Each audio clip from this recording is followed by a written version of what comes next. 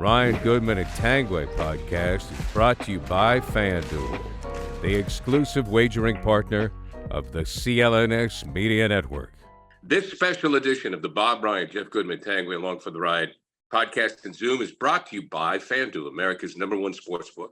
Just visit FanDuel.com/Boston, and new customers get a no-sweat first bet of up to $1,000. Guys, breaking news this morning or late last night, that the Celtics have pulled off a deal where Porzingis, the big 7'3" guy, comes from Washington to Boston. Marcus Smart, much to the dismay of one Robert Ryan, is going to go to Memphis. There are other moving parts of the deal, and the Celtics could move up in the draft, but that's pretty much the gist of it. Bob, your thoughts? As I told you guys last time, I had come around to the resignation that maybe Smart would be sacrificed or utilized at this point. I've come to grips with that. It's okay. I like him, of course. I'll always be a member of the fan club. I wish him well. I'm okay. I'm more concerned about who we got than who we lost. I'm assuming, by the way, guys, that this reason that Brogdon was X'd out of the deal isn't going to be permanent or anything, that the Celtics are going to have a healthy Brogdon next year or not. Is that I don't quite understand that part. Okay. So my thought on that, Bob, was the Clippers just didn't have enough information, and it was the 11th hour. They had to make a decision. They just didn't have enough information to feel confident that Brogdon might not be out an extended amount of time. So that's why they didn't do the deal. The Celtics are pretty confident that it's not going to be a long. All right. So now we get to the thing. I'm not crazy about this. I'm not going crazy. I'm not a big fan of this guy. Okay. He's 7'3" going on 6'2", the way he plays basketball. The last thing that I needed in my Celtic life was another guy cranking up stupid threes. And that's what they want. So, all right, we're going to have to agree to disagree on that one. But this guy is 7'3", and he plays small.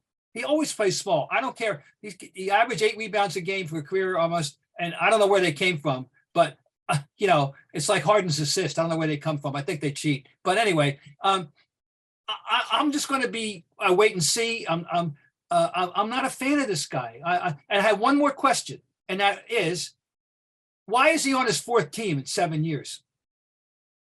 So, thank you.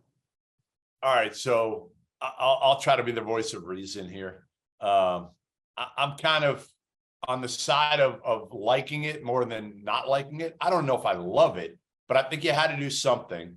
You got a guy in here who could go for 25 on any given night. And you traded a guy who's a 32% three-point shooter. And it's not like Porzingis is on this long contract. That's the good thing, Bob. He's got 1 year left. He's got 1 year left. Marcus Smart had 3.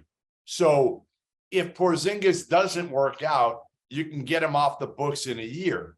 If he does, you got a pretty good 1-2-3 punch now, because what Porzingis also offers you is some rim protection at 7'3" when Robert Williams is not able to play. CLNS Media's Celtics coverage is brought to you by FanDuel. New customers get a no-sweat first bet up to $1,000. That's bonus bets back if your first bet doesn't win.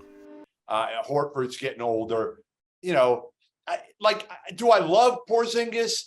No, but I like him enough to tell me if he's your number 3 scoring option, that's pretty good. And you kept Brogdon. So you have Brogdon and Derek White, two guys that shoot it. Now here's what it does. It tells me that there's nobody on the court now who I worry about when they shoot the 3, where before it was like every time Marcus shot the 3, what'd you do? You're like, oh no, here we go again. So there's nobody now on the court for the Celtics that, to me, Jaylen Brown's probably their worst three-point shooter. Well, clearly they're doubling down on this theory about how they're going to play basketball by bringing in a guy who, so whether he's 5'3", 6'3", or 7'3", he's a three-point shooter, and that's his raison d'etre, which, this is where we are in 2023. I understand that. So I'm saying I'm not denouncing the guy, guys. I'm just not crazy about the guy. No, we understand. Bob, you make a very good point about this. This is his 4th team. We understand that. Also, with big guys, you worry about injuries. His numbers did go up last year with Washington, where he was averaging, in the high 20s. So he can score. To me, the way I look at it is I think they're a better team. And I think they're a better team because the air in the room needed to change. And I think Marcus was the fall guy, whether you want to see it that way or not. I was never crazy about Marcus. I was only crazy about Marcus when he would distribute the ball. But now this is probably going to give more room for Brogdon to play. This is going to give more room for their other guards to play, where Marcus doesn't have to be in the game at the end of the game. So it clears the way for some other guys who are just as good, in my opinion.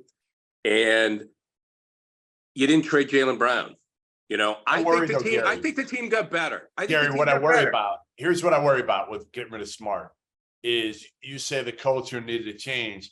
I'll say, who's that dude now? And the staff will be older. That might help here, right? Sell guys like that. But who are the guys on the team now who are going to show any emotion? Give me one.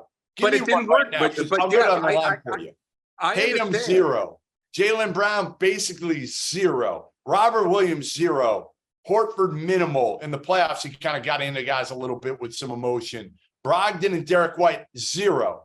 Grant Williams, yes, but nobody's going to follow if he's still here. Right. But it didn't work, Jeff. It didn't. Last year, it didn't work. I'm not saying you didn't need to do something. You did.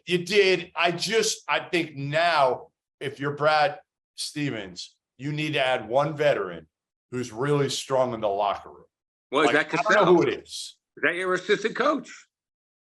But you need a guy in the locker room too. You need one guy in the locker room who's going to be have rings. That's what I want to get. Whoever you're going to bring in now, Brad, bring in a guy who's got rings, because that's maybe the only thing these guys are going to listen to at this point. That if they get up in them, I don't know. I mean, I don't know who that is. I'd have to look, but there's got to be somebody out there who wants to win a title that's got some rings and who's got some experience and is unafraid to get up, like a PJ Tucker type. Again, we've been talking about PJ for years. There's not many guys like him, but somebody like that who's got that.